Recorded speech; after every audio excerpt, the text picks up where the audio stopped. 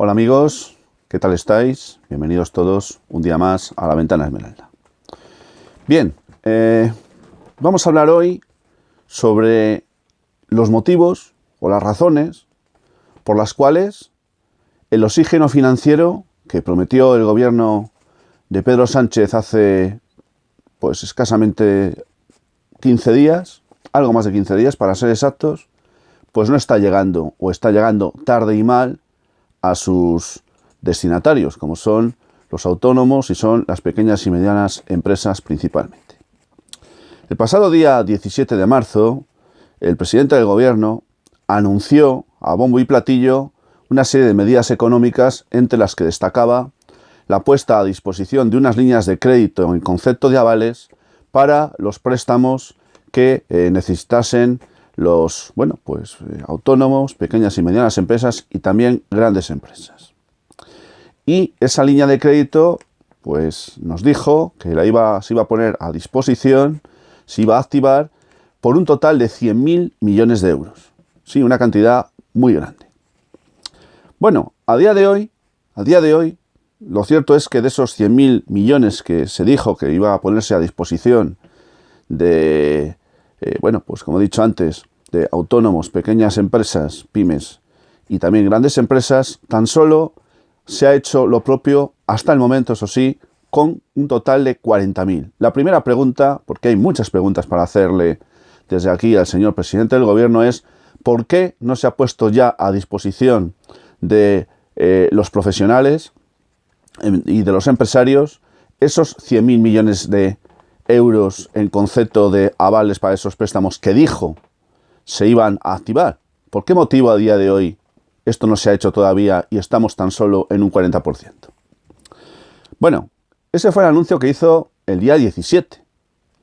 Pero hasta el día 6 de abril ese mecanismo no se activó. Eso sí, se hizo con carácter retroactivo, como bien había indicado el presidente del gobierno, Pedro Sánchez, cuando hizo este anuncio.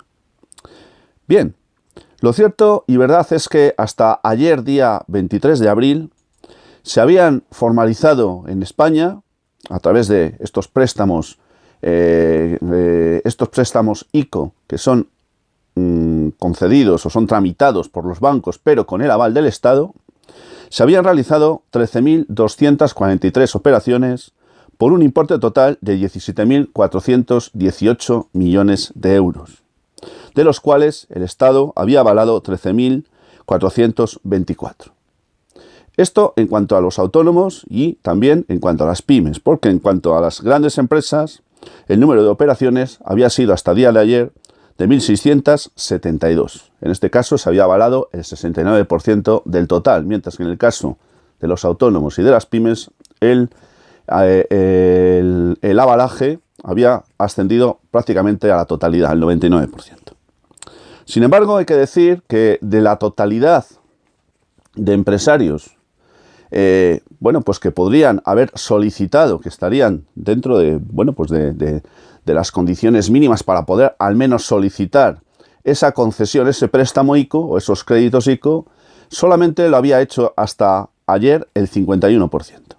Es decir, que todavía faltarían hay todavía muchas empresas que no lo han hecho.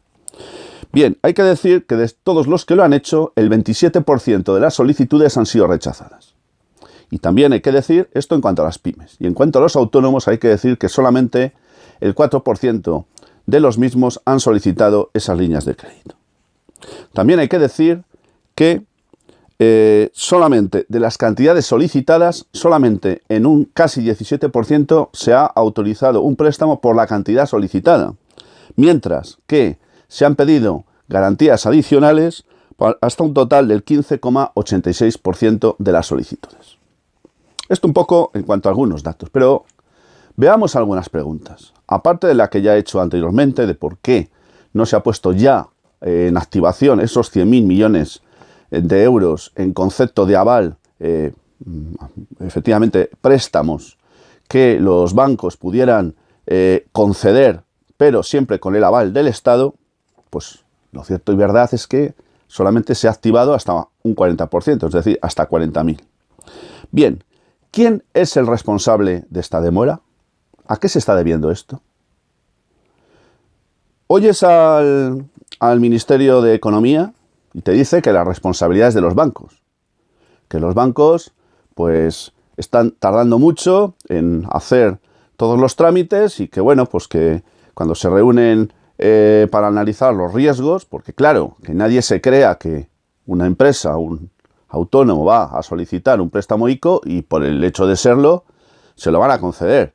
De eso nanay, porque fijaros, para que tú puedas presentar una solicitud para que te concedan un préstamo ICO, es necesario que justifiques la inversión que vas a hacer, es necesario que no estés incluido en ninguna lista de morosidad, en ninguna. Será preciso también que tengas todas las deudas saldadas y que lo que solicitas, el préstamo que solicitas, la cuota mensual que en principio se te pudiera asignar para que pudieras pagar mensualmente, no podrá superar nunca el 35 o el 40% del total del préstamo. Bien, por lo tanto, será necesario que ingreses más de lo que gastas. Esto es evidente. Si yo soy un banco, yo no le voy a conceder un préstamo a alguien que no me presenta garantías de viabilidad. Pero claro, la pregunta que yo me hago es la siguiente. En la situación en la que estamos, ¿quién puede solicitar entonces un préstamo ICO? ¿El que tiene más ingresos que gastos? Pero si eso es imposible. Si están cerradas las empresas, si no se generan ingresos. Y por el contrario, sí que se siguen pagando impuestos. O mejor dicho, se demoran, que nadie se engañe, que me digas que no pague los impuestos este mes, pero que lo tengo que hacer dentro de 2 o de 3 o de 4, pues a lo mejor es un problema añadido, porque cuando llegue el momento de hacerlo, igual estás ya en la bancarrota, con lo cual, no, lo de la demora no es ninguna solución. Pero claro, yo me pregunto, con toda esta demora que está habiendo en la tramitación y concesión de los préstamos ICO, se está corriendo un alto riesgo para que se destruya lo que se conoce como el capital circulante de las empresas. Es decir, mientras me autorizan y me hacen llegar a mi cuenta ese préstamo, si es que al final me lo dan, pues resulta que yo, mientras tanto, he tenido que pagar impuestos, si es que hubieran pasado ya el periodo de demora, autorizado de la moratoria, tengo que seguir pagando facturas, tengo que seguir pagando las nóminas. ¿Y entonces qué le queda a la empresa para subsistir? Ese dinero destinado a esos gastos fijos es lo que se conoce como el capital circulante. Si el capital circulante pues se agota en esos pagos y la empresa no tiene más oxígeno para sobrevivir, pues ya sabéis lo que va a pasar. La empresa terminará desapareciendo con todo lo que ello implica. Por lo tanto, estas demoras que están teniendo lugar tanto con la tramitación como en la concesión de los préstamos, pues son verdaderamente un auténtico cáncer que está haciendo mucho daño y si esto no se soluciona, mucho más va a hacer. Pero decía, el Ministerio le echa la culpa a la falta de agilidad de los bancos. Pero los bancos dicen que con ellos no va el problema, que el problema es de la administración, que el problema es del Ministerio, que el problema es que ha habido un cambio de criterios constantes y continuos a la hora de determinar cuáles son las condiciones que deben de tenerse en cuenta para conceder esos préstamos. Y los bancos lo que argumentan es que en base a esos cambios constantes de criterios por parte del Ministerio de Economía, pues han tenido que variar en un montón de ocasiones sus cálculos y eso ha conllevado pues una demora que está haciendo evidentemente mucho daño, porque cada día que transcurre sin que ese dinero, sin que ese oxígeno financiero llegue a los bolsillos o a las cuentas de muchos pequeños empresarios, de muchos autónomos y sobre todo, bueno, ya lo he dicho, de muchas pequeñas y medianas empresas, pues cada día que transcurre el riesgo de que no puedan subsistir es mucho mayor. Mirad, se ha dicho también que, bueno, cuando hay que presentar una solicitud para que te concedan ese préstamo ICO, pero las condiciones son fuertes, como os he dicho antes. En la situación en la que estamos, bien deberían de haberse, de alguna manera, bueno, pues, adelgazado esas condiciones. Porque es que si no, no se le va a conceder a nadie. Daros cuenta además una cosa. Claro, Hay también aquí una historia muy importante. ¿Qué ocurre si a una empresa, un banco le concede un préstamo ICO y tiene que devolverlo con ciertas condiciones, lógicamente, y dentro de un plazo? ¿Qué ocurriría si, llegado ese plazo, esa empresa no pudiera hacer frente al pago de lo comprometido con el banco? Pues entonces viene papá Estado, es decir, tú y yo con nuestros impuestos, y asumimos pues, el coste que eso conlleve. Es decir, el banco no se va a quedar, con perdón de la expresión, nunca con el culo al aire, porque el riesgo que asume está avalado por el Estado, que, salvo quiebra total y absoluta, que por otro lado tampoco parece tan lejana, pues evidentemente siempre es una garantía para el banco. Más cosas. Se dice por parte de los bancos que es que no tiene mucho sentido que se le atribuya la responsabilidad de lo que está pasando a ellos. Porque el Estado lo que ha hecho ha sido autorizar que todas aquellas peticiones de préstamos que estén o que sean por importes inferiores a los 50 millones de euros se autoricen sin más, que se concedan. Eso sí, que los bancos tendrán, a través del análisis de riesgos correspondiente, ver si finalmente se conceden o no. Pero en un principio están autorizadas todas por parte del Estado, siempre y cuando no superen los 50 millones de euros. Si lo superaran, las cosas son distintas y ahí habría que analizar otros factores. Bien, lo cierto y verdad es que nos encontramos ante una situación francamente complicada. Además, al principio, los primeros días, pues resultó ser que algunas entidades financieras se volvieron a pasar de listas. ¿Y qué es lo que hicieron? De hecho, ha habido algunos vídeos que han colapsado las redes sociales, donde algunas personas expresaban lo que habían vivido. Y es que al ir al banco a solicitar un préstamo ICO, luego de haber cubierto y rellenado todos los trámites, resultaba que el banco le decía que habría préstamo ICO solo si firmaba un seguro de vida en unas condiciones que prácticamente eran absolutamente leoninas. Bueno, pues esto ha pasado. Y no ha pasado en un sitio ni en dos.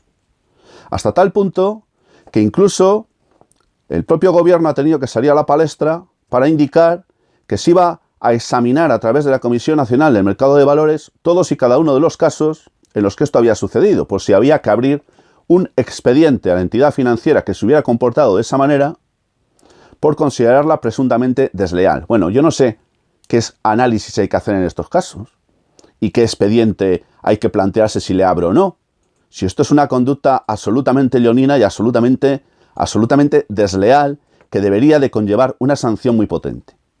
Bueno, no sé si esto se sigue produciendo. Sí sé, y lo digo, que el Ministerio, el Gobierno, ha salido a la palestra para frenar esto y que la Comisión Nacional del Mercado de Valores supuestamente está analizando esos casos para ver si se pudiera haber dicho expediente por presunta conducta desleal. Yo ya no tengo muchas más cosas que decir. Lo único que volvemos a encontrarnos, como siempre, con un fuego de artificio muy bonito, mucho dinero por parte del Estado en favor de aquellos que mejor o más lo pudieran necesitar, en este caso autónomos y pymes. Todo eso es muy bonito, pero cuando lo analizas de verdad y empiezas a mirar cómo son las cosas, qué condiciones se exigen, qué requisitos hay que cumplir, qué tramitaciones hay que pasar, y luego ves que, o mejor dicho, te encuentras como siempre con esa burocracia desmedida que tenemos en este país, que en vez de agilizar las cosas lo único que hace es demorarlas y muchas veces hasta conseguir muchas veces que cuando dé una solución a algo ya sea tarde y la empresa en este caso haya sucumbido o desaparecido, nos seguimos encontrando con esa burocracia, nos seguimos encontrando con estas cosas. Yo ya voy a concluir haciendo referencia también a los ERTEs.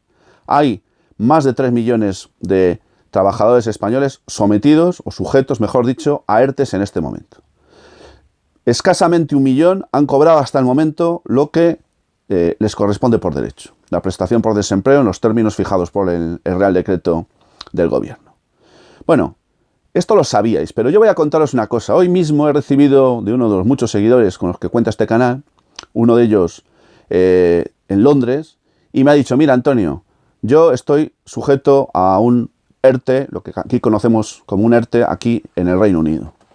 Lo he solicitado, mi empresa lo ha solicitado hace escasamente 5 días y hoy he recibido en mi cuenta el importe total de la prestación.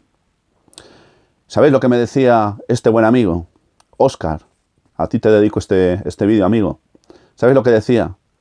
Dice, Antonio, ¿comprendes por qué no quiero volver a mi país y prefiero quedarme en el Reino Unido?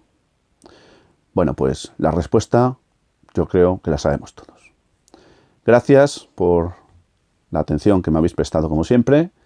Os recuerdo que si queréis suscribiros al canal lo podéis hacer y ya sabéis, os envío, sin más y hasta muy pronto, mi saludo fraternal de salud y libertad.